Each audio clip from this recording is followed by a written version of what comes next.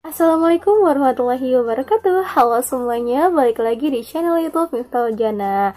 Di video kali ini aku akan mereview, tapi tidak mereview buku karya aku, dan aku akan mereview buku jeng jeng jeng. Nah, ini buku yang paling bagus. Aku mau ngebahas juga di video kali ini karena selain penulisnya udah bestseller gitu kan, bukunya udah bestseller, kemudian penulisnya juga udah ya terkenal. Sebelum teman-teman menonton video ini, jangan lupa subscribe, like, comment, and share video ini ke seluruh media sosial kalian. Nah, jadi teman-teman, aku akan mengeluarkan satu buku yang menurut aku bukunya bagus untuk dibaca, khususnya untuk perempuan ya, para akhwat. Ya Masya Allah, ini bisa untuk memperbaiki diri kita gitu kan. Kenapa di video kali ini aku akan mereview bukunya? Karena menurut aku ini sangat penting ya. Jadi kayak ibarat tuh untuk aku ya, untuk aku sendiri, untuk muhasabah diri gitu kan. Dan memang buku ini udah terkenal, udah banyak lah yang membaca, bahkan sampai yang membeli gitu. Nah, jadi ini adalah buku Perempuan Teduh. Nah, buku Perempuan Teduh ini karya Kak Harun Sakif. Nah, buku ini bagus banget ya buat kita perempuan, yang mana kalau sebenarnya kalau kita tuh kan, kita ini sebagai wanita ya harus terjaga, terlindungi, tertutupi, nggak sembarangan orang gitu yang bisa mengambil kita. Ya hanya saja orang yang memang mau berusaha gitu kan, menyelam gitu kan, menyelam ke dasar laut gitu kan untuk mengambil mutiara tersebut. Jadi aku bakal baca ya. Nih di sini ada tulisannya. Ya mungkin ini karena bukunya aku udah beli lama, jadi kayak agak sedikit ini ya terkena tinta. Tapi karena saking bagusnya ya buku ini, aku harus nge-review gitu sama teman-teman, harus ngebahas nih di video kali ini. Sinopsisnya aku baca dulu ya teman-teman. Perempuan diciptakan dengan berbagai keindahan. Ia mampu meneduhkan mata yang memandang dan menyejukkan hati yang gersang. Keteduhan adalah fitrah yang dianugerahkan oleh Allah kepada setiap perempuan. Tak sedikit orang mencari keteduhan dengan berbagai cara, rela mengeluarkan uang dan menghabiskan waktu demi mendapatkan ketentraman. Hati-hati mereka seakan kerontang, tak ubahnya tanah tandus yang menambah tetesan hujan. Mereka lupa kalau keteduhan sebenarnya dekat dengan bersemayam dalam hati istrinya yang solihah. Ya Allah, Masya Allah, kayak jelek banget gitu kan ketika kita baca sinopsisnya. Masya Allah, bener ya, wanita yang solihah atau istri yang solihah itu bisa meneduhkan gitu kan. Tidak hanya meneduhkan dirinya, tetapi meneduhkan keluarganya, ya suaminya, anaknya, dan semua keluarganya. Jadi ada beberapa tulisan yang memang menurut aku ini kayak reminder banget ya teman-teman. Di sini ada tulisan, mungkin aku bakal bacain ya. Nah, jika ingin dipertemukan dengan seseorang yang baik, sudah sewajarnya mulai berbenah dan memantaskan diri, sebab setiap jiwa yang dipertemukan memiliki tujuan yang sama. Jadi Masya Allah teman-teman, ketika kita ingin dipertemukan dengan sosok pasangan yang baik, baik akhlaknya, baik maupun agamanya, kita akan melihat ketika dia baik akhlaknya, baik agamanya, dan baik semuanya ya, itu bisa menjadikan cerminan diri kita gitu. Apakah kita bisa juga gitu kan seperti apa yang kita inginkan. Kita misalnya meminta pasangan yang terbaik, tapi apakah diri kita ini udah baik atau belum gitu. Jadi jangan mimpi kita ingin dapat yang baik tapi kitanya belum baik. Di sini juga banyak ya, ada tulisan yang mengunggah hati aku ya, seperti seolah-olah wah aku tuh masih berusaha untuk memperbaiki diri. Aku ngerasa sepertinya aku belum bisa menjadi wanita yang ada di dalam buku ini, karena Masya Allah gitu kan, wanita yang ada di dalam buku ini yang diceritakan kepada penulis ini menceritakan bahwa wanita itu memang sangat berharga, sangat tersembunyi. Teman-teman, di tulisan buku ini, nah ada tulisan ya, aku mau bacain teman-teman ya. Nah, kode terbaik bagi seorang perempuan adalah laki-laki yang selalu mendekatkan dirimu kepadanya. Masya Allah ya, apabila laki-laki itu bakal memuliakan kita sebagai perempuan. Memang ya, semua itu kan cerminan diri, kayak jodoh itu kan adalah cerminan diri. Kenapa kita sebaiknya harus memantaskan diri? Karena memang jodoh itu kan adalah cerminan diri ya. Tidak mungkin kita ingin dapat yang baik tapi kita belum baik. Itu mungkin ya, nggak mungkin sih, tapi Allah itu akan memberikan kita jodoh yang terbaik, dimana kita juga mau memperbaiki dirinya ya. Gimana sih cara memperbaiki dirinya? Itu caranya dengan perbaiki hubungan kita kepada Allah Subhanahu wa Ta'ala. Coba perbaiki dulu hubungan kita kepada Allah gitu kan, hablum minallah. Gimana nih, kita udah bener belum ibadahnya gitu, kita udah tepat waktu belum sholatnya, kita udah bener-bener menyandarkan diri kita sama Allah apa enggak gitu, apakah kita lebih mendominasi kepada manusia gitu daripada ya kepada sang pencipta gitu. Nah, kemudian hubungan kita ya, hubungan manusia kepada manusia ya, hablum minannas. Apakah kita udah baik nih sama manusia? Apakah kita baik kepada saudara-saudari kita? Apakah kita masih berbuat jahat, berprasangka buruk kepada orang lain? Ini harus dibenahi juga. Nah, kemudian hablum minan nafsi, dan hubungan kita kepada diri kita sendiri gitu kan. Jadi seolah-olah memang kita harus berperilaku baik ya, menjaga akhlak kita, menjaga diri kita, supaya apa? Supaya ya kita kan ingin kan derajat kita baik ya di sisi Allah, ingin tinggikan derajat kita di sisi Allah. Makanya ya memang dari kita harus ada perbaikan dulu, kita harus ada kemauan, minimal ada kemauan teman-teman, ada niat dan kemauan, selebihnya insya Allah berjalan dengan baik.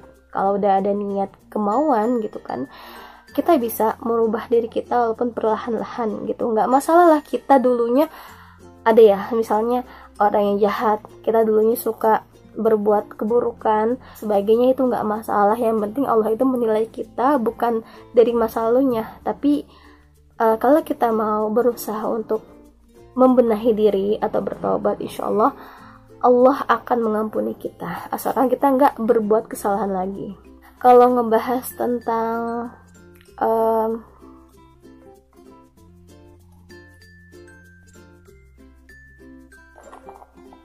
jadi ada tulisan di sini tentang halaman 48 ya, di bab sejuk. Nah, jadi aku pengen bacain ya sama teman-teman. Di sini ada tulisan ya, oke, teman-teman harus dengerin dulu ya. Sejuk yang menyejukkan mata bukanlah wajah, tapi keimanan yang menancap di hati sebab lillah.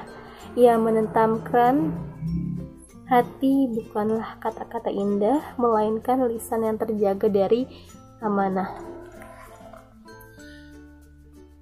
Di beberapa daerah dengan bermacam tradisinya, perempuan terkadang dinilai dari parasnya yang jelita saja. Bahkan ada beberapa tradisi yang memiliki aturan tersendiri yang tak boleh dilanggar ketika seorang lelaki ingin menikahi perempuan yang memiliki paras rupawan. Mematok harga mahal, misalnya. Meski demikian, harus kita akui, tak semua laki-laki memilih perempuan yang lantaran kecantikannya saja. Tak sedikit laki-laki yang mengutamakan kesolihan perempuan dengan imannya yang terus menyala. Bagaimanapun iman itu seperti cahaya yang menyinari seorang hamba. Meski paras tak jelita, Allah tak pernah menilai hal itu. Sebab Allah menilai hambanya karena ketakwaannya.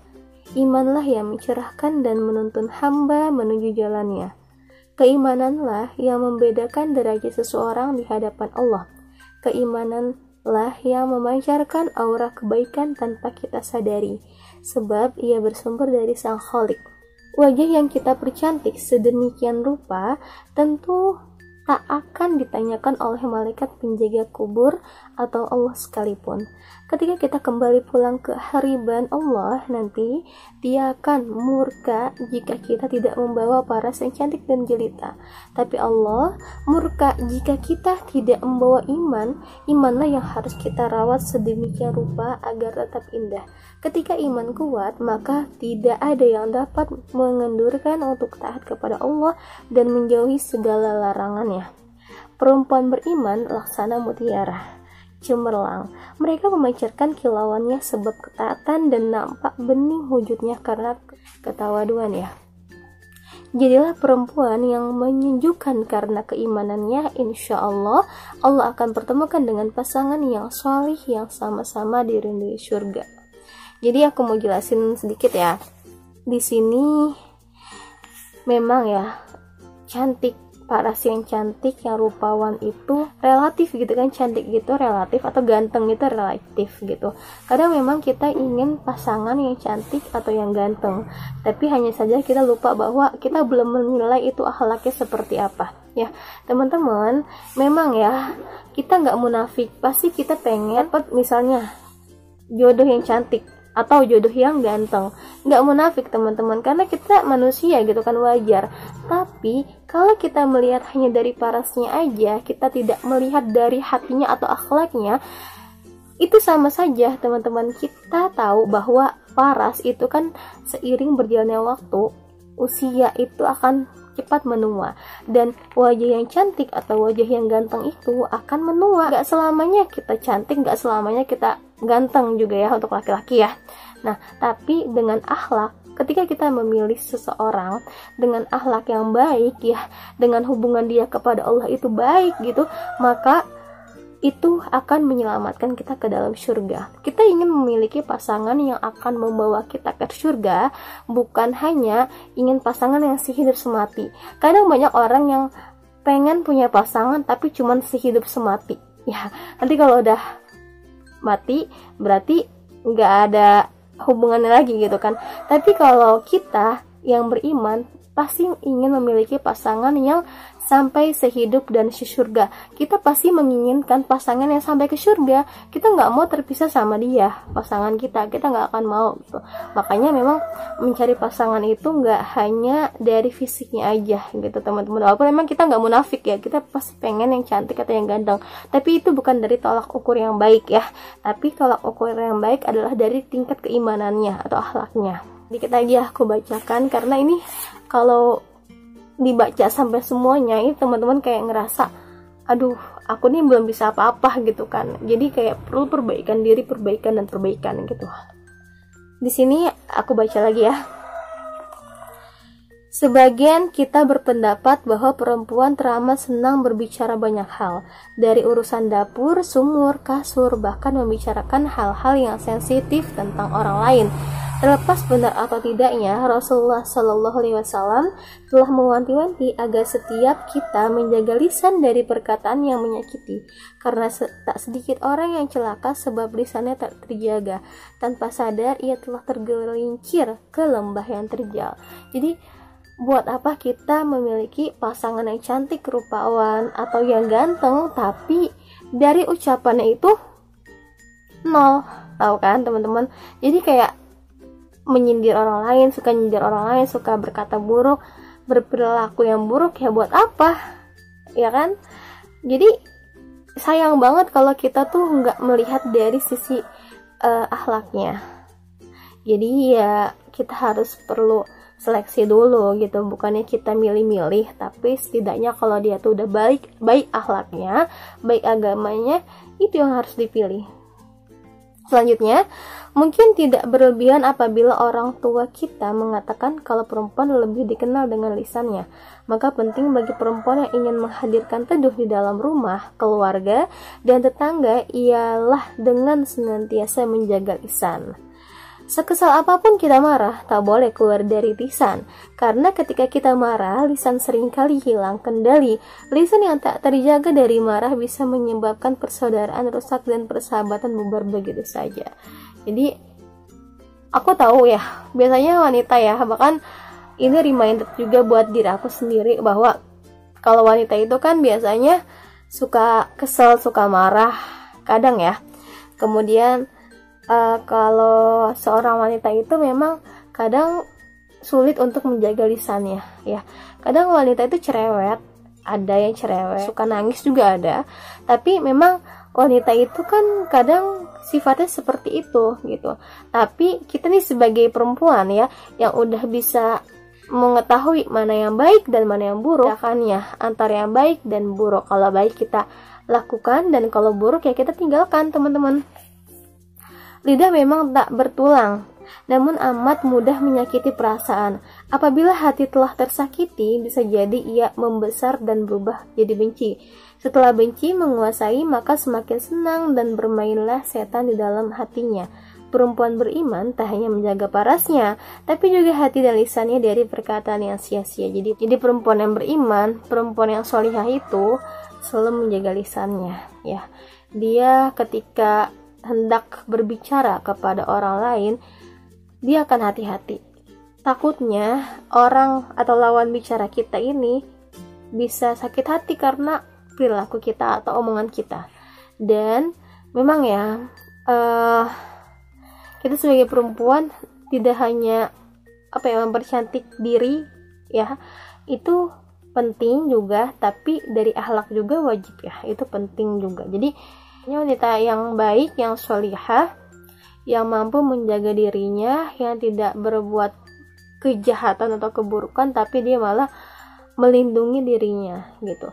Nah, jadi sebenarnya teman-teman, di buku ini recommended banget ya buat teman-teman. Aku bukan promosi, tapi setelah aku baca ini rasanya aku pengen baca lagi ya, karena buku ini tidak hanya mengajarkan kita bagaimana cara memperbaiki diri, tapi kayak kita merasa setelah baca buku ini, kita tahu mana yang buruk dan mana yang baik, mana yang bisa kita petik dan mana yang bisa kita buang gitu.